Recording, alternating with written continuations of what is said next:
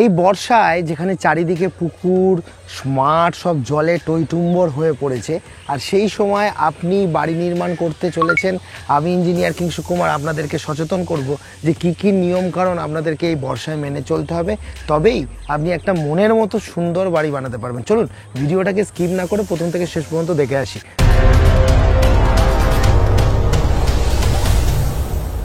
প্রথম কথা হচ্ছে, একটা জিনিস তো পরিষ্কার, এই যে পুকুরগুলো যেভাবে জলে ভরে উঠছে, তাতে করে আপনি যখন এই পুকুরের পাশে এই ধরনের জমিগুলোতে আপনি যখন ফাউন্ডেশন করতে যাবেন, একটা জিনিস আপনাকে বলে রাখি, আপনি 4 ফুট বাই 4 ফুটের বা 4 ফুট বাই 5 ফুটের গর্ত খুঁড়বেন, যখনই দেখবেন নিচে জলে ভর্তি হয়ে গেছে।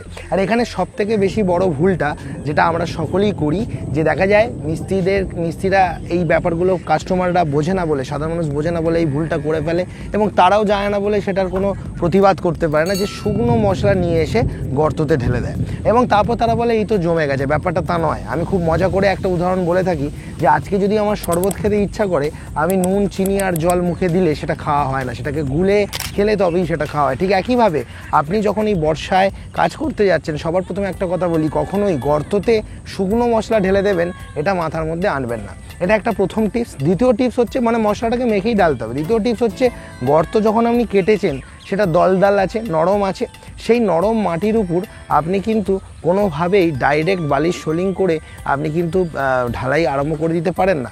আপনাকে যেমন 2-3 ফুট বালি ফেলতে হবে, তারপর ইট দিয়ে সোলিং করতে হবে, তারপর হচ্ছে আপনাকে পিসিসি করতে হবে, এবং পিসিসি করার পরই আপনাকে কিন্তু ঢালাই যারা বলছে আমাদের গর্ততে জল জমে রয়েছে তাদের জন্য বলছি, ডি ওয়াটারিং বলে একটা প্রিন্সিপাল রয়েছে।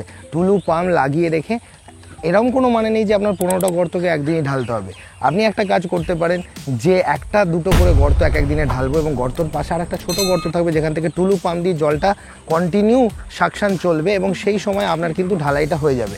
10-12 ঘন্টা টুলু পাম্পটা চালিয়ে রাখার পর যখন ছেড়ে দেবেন, তারপর জল ভরে যাক না, ওটা তো শুকিয়ে যাবে। ব্যাপারটা বোঝাতে পারছি? তাহলে এরকম একটা টিপস আপনাকে কিন্তু অনিবার্য। দেখুন এখানে দেখুন একটা জল কিভাবে বেরিয়ে আসছে, কত জল হয় আমরা বুঝতে পারি না। এদিকে যদি তাকান দেখতে পাবেন যে সামান্য 1-2 ঘন্টা বৃষ্টি হলেও কিন্তু চারপাশে কিন্তু প্রচুর জল থাকে। তাই এই কথাগুলো কিন্তু খুবই গুরুত্বপূর্ণ। আচ্ছা বন্ধুরা, আপনি কি এখনো এই ভিডিওটি দেখেননি? যদি এই ভিডিওটি এখনো না দেখে থাকেন, তাহলে অতি সত্বর আই বাটনে ক্লিক করুন আর গিয়ে ভিডিওটা দেখে আসুন। আর যদি মনে হয় ভিডিওটা আপনি শেষেও দেখতে পারেন। সামান্য 1-2 ঘন্টার বৃষ্টিতেও যে এত পরিমাণ জল জমে যায় সাইটে, সেটা কিন্তু সবসময় মাথায় রাখা দরকার যে পিসিসি ছাড়া দলদল মাটির উপর কখনোই কিন্তু আমরা ঢালাই করব না। দ্বিতীয় কথা হচ্ছে যে ওরকম গর্ত কাটা ছিল, পিসিসি করা ছিল, নিচে মাটি চারপাশ থেকে এসে পড়ে গেছে, রডে কাদা লেগে যায়। প্রচুর পরিমাণে দেখেছি অনেক সাইটে যেখানে রড রাখা থাকে সেগুলো মাটির উপর ডাইরেক্ট রাখা থাকে। এক তো জল পেয়ে জং ধরার একটা ব্যাপার থাকে, মরিচা। তার থেকেও যেটা বড় ব্যাপার সেটা হচ্ছে যে এই যে ধরে নিলাম 2-3 দিনের মধ্যে রডের সেই পরিমাণ মরিচাটা আসবে না, কিন্তু কাদায় কর্দমাক্ত হয়ে যায়, এবং সেই রডগুলোকেই আপনারা কিন্তু বেশে ইউজ করছেন বা বেশের খাঁচা বেঁধে রেখেছিলেন এক জায়গায়, সেখানে প্রচুর কাদা লেগে গেছে, সেটার উপরই ঢালাই হয়ে গেল। ওই রডের উপর কাদার প্রলেপ থাকার পর ঢালাই হলে সেই ঢালাইয়ের সাথে রডের বন্ডিং স্ট্রেংথ কিন্তু প্রচুর পরিমাণে কমে যায়। তাই বর্ষাকালে 3 নম্বর টিপস হিসাবে এটাও কিন্তু একটা অত্যন্ত গুরুত্বপূর্ণ টিপস, যেটা আপনাদের সকলকে মনে রাখতে হবে। তাহলে দেখুন প্রত্যেকটা পয়েন্ট কিন্তু ইগনোর করতে আপনি পারছেন না। এবার যেটা মানে মোস্ট ইম্পর্টেন্ট পয়েন্ট, যেটা হচ্ছে যে 4 নম্বরে বলবো সিমেন্ট যারা স্টোর করছেন বর্ষায়। এমন নয় যে আপনার সাইড যেখানে আছে সেখানে আপনার কোনো ঘর নেই বা সিমেন্ট রাখার জায়গা নেই, আপনি করতে পারছেন না। সবসময় একটা জিনিস জেনে রাখবেন, সিমেন্টটাকে আপনাকে ড্রাই জায়গায় রাখতে হবে। তার জন্য আপনাকে একটা তাঁবু বানাতে হবে, খুব ভালোভাবে এটা ইনশিওর করতে হবে যে সেখানে বিন্দুমাত্র যেন জল না ঢোকে। এটাও কিন্তু অত্যন্ত গুরুত্বপূর্ণ একটা বিষয়, যেটা আপনাকে বর্ষাকালে খেয়াল রাখতে হবে। আর সবথেকে বড় ব্যাপার, ত্রিপল আপনাকে বড় বড় নিয়ে আসতে হবে। দেখুন না, এই যে ভিডিও বানানো শুরু করছি তার মধ্যেই বৃষ্টি চলে এলো, আকাশের দিকে তাকিয়ে দেখুন মেঘলা। এই সময় রাজমিস্ত্রিরা কাজ করছে, সাইডে যদি ত্রিপল না থাকে আপনি কিন্তু কাজটা যেটা তৈরি করলেন এই কিছুক্ষণ আগে সেটাকে ঢাকতে পারবেন না, সঙ্গে সঙ্গে ঢেকে দেওয়াটা অনিবার্য। আর যেটা আগের দিন হয়ে গেছে সেটা খুলে রাখুন, সেটা তো জলেতে কিউরিং হয়ে যাবে, কোনো সমস্যা নেই। তাই ত্রিপলের পর্যাপ্ত পরিমাণে থাকাটা সাইটে এই বর্ষাকালে কিন্তু আপনাকে এনশিওর করতেই হবে। বোঝা গেল? থেকে বড় ব্যাপার, তাহলে এক একটা পয়েন্টকে যখন আপনি ক্লিয়ার করছেন, তার পাশাপাশি এটাকেও ক্লিয়ার করুন যে বর্ষায় মাঠ ঘাট ভরে গেছে এরকম জলে, পাশ থেকে এরকম কর্দমাক্ত জল নিয়ে কাজ শুরু করা যাবে না। বুঝতে পারছেন যে আপনার যেখানে কাজ চলছে তার পাশেই একটু গর্ততে একটু জল রয়েছে, ওই জলটা দিয়ে আপনি সিমেন্ট বালি মশলা মেখে ফেললেন, এটা কিন্তু কখনোই করা যাবে না। তার কারণ হচ্ছে ওই জলটা দিয়ে যদি আপনি বালি মশলা মেখে ফেলেন তাহলে কিন্তু তার কোয়ালিটি খারাপ হয়ে যাবে। সবসময় যে কাজটা আমি করছি তাতে যে জলটা আমি ইউজ করব সেটা কিন্তু ফ্রেশ জল হতে হবে, অনেকটা পানীয় জলের মতো, তবেই গিয়ে কনস্ট্রাকশনটা খুব ভালো মানের হবে। এই তথ্যগুলো এত সুন্দরভাবে বাংলায় আশা করি আপনাদের জন্য কেউ রিপ্রেজেন্ট করবে না।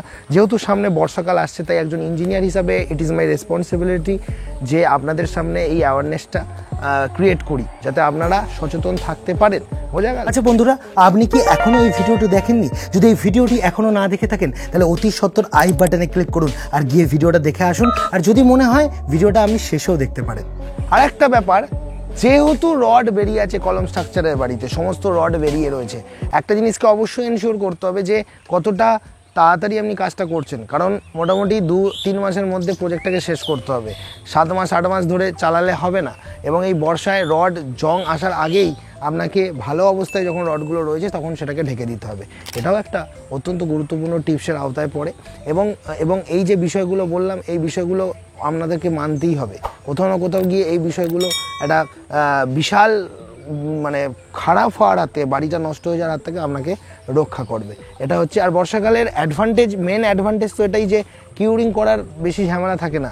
এমনি সাইটে ইট এবং হচ্ছে যে কনস্ট্রাকশন করেছেন, যে গাঁথনি ফাঁথনি খুব ভালোভাবে কিওর হয় ন্যাচারাল বৃষ্টির কারণেই। তবে একটা কথা আপনাদেরকে বলি, বালি কিন্তু আগে থেকে ভিজে যাওয়ার কারণে, স্টোন চিপ ভিজে যাওয়ার কারণে তাতে কিন্তু ওয়াটারটা আগে থেকেই মানে গেন করে থাকে, স্যাচুরেট অবস্থায় থাকে। তাই যারা মশলা মাখছেন, মশলা মাখার সময় এটা এনশিওর করবেন যে বেশি জল দিয়ে ফেলছেন না তো।